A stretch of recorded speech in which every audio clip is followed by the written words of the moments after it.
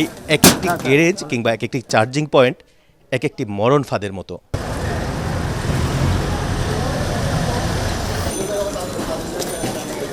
নগরীর শামীমাবাদের একটি ইজি বাইকের গ্যারেজে আমরা রয়েছি, যেখানে ইজি বাইকগুলো চার্জ দেওয়া হচ্ছে এবং রাখা হচ্ছে।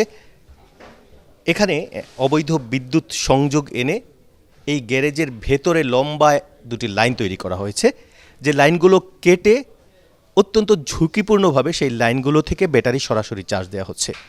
এরকম শত শত ইজি বাইকের ব্যাটারি এভাবে চার্জ দেওয়া হয় প্রতিদিন, এবং এরকম অন্তত শতাধিক গ্যারেজ রয়েছে এবং চার্জিং সেন্টার রয়েছে সিলেটে, যেগুলোর সবগুলোই অবৈধ।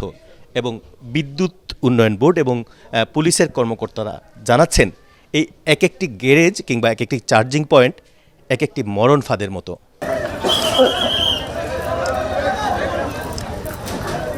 আমি সিটি কর্পোরেশনে কয়েকবার গেছি, বা সিটি কর্পোরেশনে আমার ফাও কাটা গেছে, সিটি কর্পোরেশনে কাজে আমার ফাও কাটা গেছে। এখন আমি গাড়ি চালাইতে পারলাম না, আমার ফ্যামিলি, আমার বাচ্চা কাচ্চা সম্পূর্ণ মনে করেন উপাস থাকবো যদি গাড়ি না চালাই। আমার চালানির মতো আমার সংসারে আর কেউ নাই।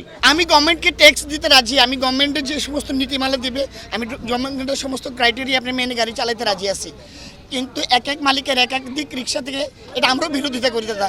প্রত্যেকটা গরিব মানুষকে একটু বাঁচার সুযোগ দিন আপনারা।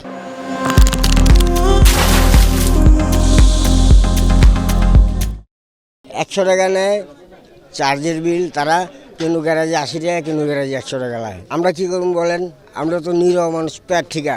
আঙ্গরে আজকে লাত্তি মারলে আমরা কালকে হাসপাতালে থাকলে কেউ আঙ্গর 2 টাকা রেহাল করবো না। দোষ মালিক গো, ড্রাইভারের শ্রমিকের কোনো দোষ নাই।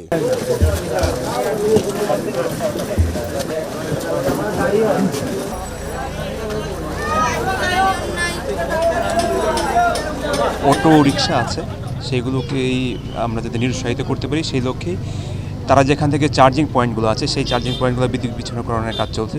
আমরা জেলার প্রশাসন আছে, পুলিশ, র্যাব এবং বিদ্যুৎ বিভাগ আছে, সবাই মিলেই আমাদের এই প্রচেষ্টা চলছে। এবং এটা সকাল 10টা থেকে এই অভিযান শুরু হয়। এখন পর্যন্ত আমরা 5টি পয়েন্টে কাজ করতে পেরেছি।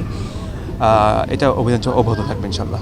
4টি পয়েন্টে গিয়েছি, একটি আপনারা দেখেছেন শুরুতেই তারাই বিচ্ছিন্ন করে রেখেছে, বাকি 3টি পয়েন্ট বিচ্ছিন্ন করা হয়েছে, পিডিবি বিচ্ছিন্ন করেছে। এই অভিযান চলমান থাকবে যতক্ষণ পর্যন্ত না সর্বশেষ পয়েন্টটি পর্যন্ত বিচ্ছিন্ন করা হয়। আমরা আসলে আমাদের মূল উদ্দেশ্য হলো নিরাপদ সিলেট নগরী গড়া। এই নিরাপদ করতে গিয়ে যেখানে যেখানে হাত দেওয়া দরকার, যে কোনো অপরাধ সহ যে কোনো বিষয়ে আমরা সামাজিকভাবে সিলেটের সুশীল সমাজ যেটি চাইবে, সিলেটবাসীর যে প্রত্যাশা সেটি পূরণে আমরা কাজ করব।